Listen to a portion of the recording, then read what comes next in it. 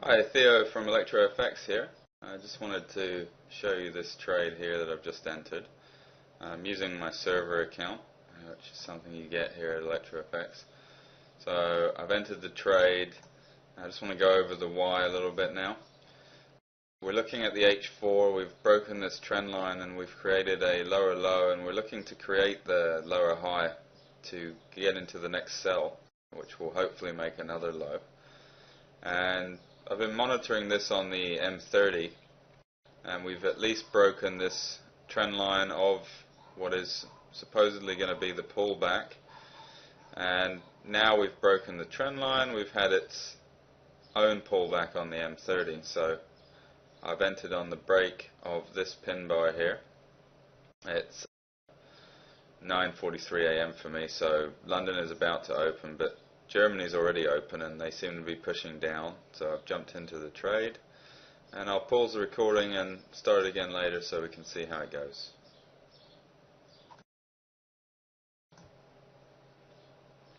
So this morning there seems to be a fair amount of sellers in the market, and we've pushed down. A couple of things have happened really. Is obviously one, we're in profit, but two, on the H4 we've now broken this indecision candle also. And I just want to point out that a good thing to look at is the daily chart, and this one daily candle paints a picture of yesterday, and yesterday price was clearly rejected at this area. So now we've come back into the rejection area, and we've had this lovely setup on the M30 to support the H4 trade. Now this is one of the types of trade that I teach, and it's a pure price action trade. Once we break a trend line and we, in this case, create a lower low, we look to trade the lower high and go with the flow. Now in this particular case, it just so happened that the entry was the exact same thing happening on a smaller scale, which was the M30. So we've had this trend line, it's been broken, we've had a slightly lower low than this one, and now we're looking to trade the lower high, but we're looking to get into this trade.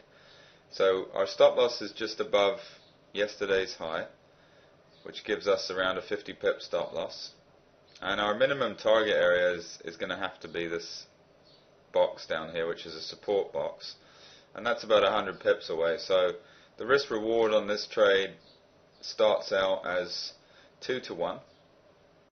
If you look at it entirely on the M30, then your risk reward, your target is actually going to be just past this box if you want a 1 to 1, just higher than 1 to 1 risk reward. But because this is an H4 trade and we've had a nice M30 set up to get into it, we're going to treat this as an H4 trade. The H4 entry could possibly be the break of this indecision candle, but since we're already in, we don't need to worry about that. We can just watch this, and we know that now that the H4 is actually triggering an entry, it's confirmed the position that we're already in, and we got a slightly better price because we used the M30. So if you didn't have much time to stare at charts or be looking at them this morning, you could have gotten into this trade trading the break of the indecision candle on the H4. And if you do have time, well then obviously you can check the M30 and you get a slightly better price.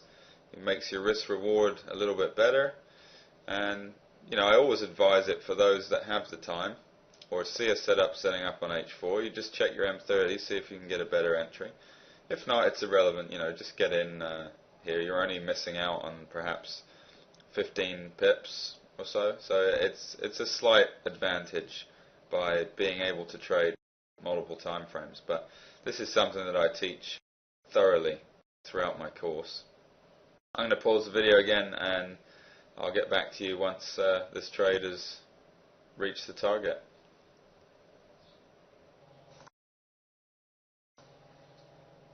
Hi again. I just want to update you with what happened with this trade.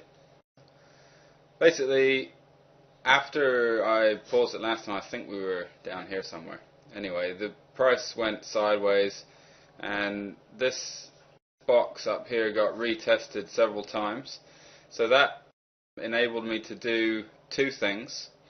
And this is something that I do teach, and entirely depending on what time frame you're looking at, and your schedule will be dependent on what you actually do. But one thing that I teach is a way to dynamically adjust your trade as it progresses, and in this case it got caught up in this box several times, and it enabled me to move my stop loss down to this box.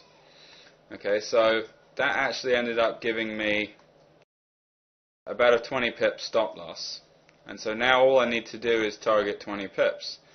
Now when it came down to this low here, and as soon as I saw it reacted, I took the 28 pips, okay, because making 28 pips when you're risking 20 is greater than a 1-to-1 risk reward, and that's something else I teach. So as we grew with the trade, our stop loss was shortened, therefore our take profit was shortened to maintain a 1-to-1. I've just decided to add this on to the end of the video there. I was out for the rest of the day and doing other things this afternoon, and I've just taken a look at the chart here and I'm seeing what happened, and it turns out that it's a perfect example to explain to you the benefits of dynamic trading. And I thought that we might as well just wrap up this video so that I could explain to you how you would deal with each and every situation. So first off is if you traded the H4, then you got yourself a loss. That was a 50 pip loss. If you did pure H4 and you didn't have time to check in again. If you were trading the H4 trade we saw setting up and gauging it on the M30, then as I did, you would have seen this area of resistance get confirmed several times, and therefore we reduced our stop loss and it reduced our take profit, and we ended up getting out down here after this two little double test spikes here that I wasn't too keen on. So we exited the trade with around a 28 pip gain whilst risking 20. Right, we started off risking 50, but after this we moved it to 20, and now we're risking 20. Shooting for 28 is okay.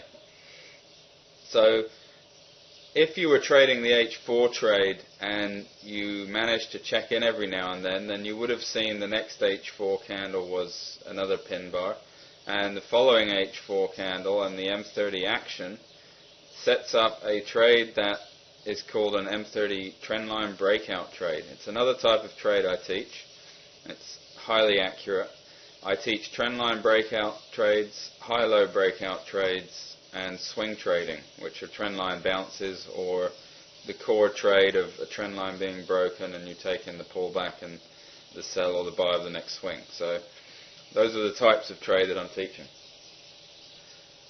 If you see this M30 trendline break trade setting up and you're still in the H4 trade, which your entry probably would have been down here on the H4 scale, well, this is not only your exit to that trade, it's your entry into the other direction. And as you can see, you would have got all your profits back, everything you lost you would have got back on this trade here.